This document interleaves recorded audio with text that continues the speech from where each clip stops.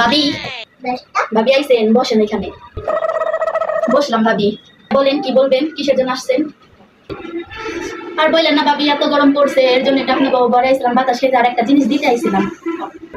দিতে আইছেন বলেন।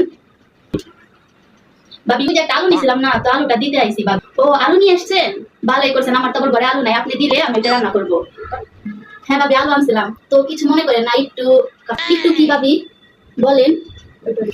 ও ভাবি, আমার ঘরে তো আলু নেই, তো আমার একটা আলু তো আপনার কাছ থেকে নিয়েছিলাম, আর আমি তো আপনাকে একটাই দিতে পারলাম না, এর জন্য আমি আপনার জন্য অর্ধেক আলু আনছি ভাবি, কিছু মনে করেন না। কি বললেন আপনি আমার কাছে একটা এত বড় আলু নিয়ে আমার অর্ধেক দিতে আইছেন? হাই হাই হাই রে, বড় বড় তো কথা কইছিলেন, আমারে 5টা আলু দিয়ে দেবেন, আমি ফকিনের মতন একটা দিতে আইছেন কে? বলেন। ভাবি আপনি এত বড় কথা বলতে পারলেন? ছি, শরমে তো আমার মুখ লজ্জায় কাটা গেল। এখন বলেন ভাবি, এই অর্ধেক আলু নিবেন কি নিবেন না? না নিলে আমি নিয়ে যাই, আমার ঘরে আলু নাই।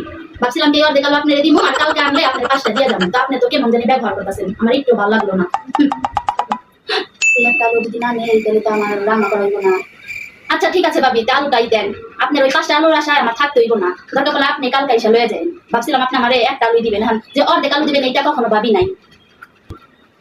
এই নেন, আপনি আমার অর্ধেক আলু দিচ্ছেন না, আপনার আর দিতে হইব না, কারণ নিতে সময় তো অনেক বড় বড় কথা কইছেন। থাক, আপনি দিতে না, কালকের আশার আমি থাকতে চাই না। অর্ধেক আলু দিচ্ছেন, আমার আর লাগবো না, বাকি অর্ধেকটাই আমার দিয়ে দেন, আর ওই 5টা আপনি খান, কারণ আপনার ঘরে তো সবসময় বাজার থাকে না, আমার ঘরে সবসময় থাকে। তো আজকে আসলো না দেখে আপনার কাছে যাইতে চাইছিলাম আনতে, আর লাগবো না ভাই, কান ধরছি, কারণ আপনি যে কিপটে। আর আপনার ভাই তা হবো না।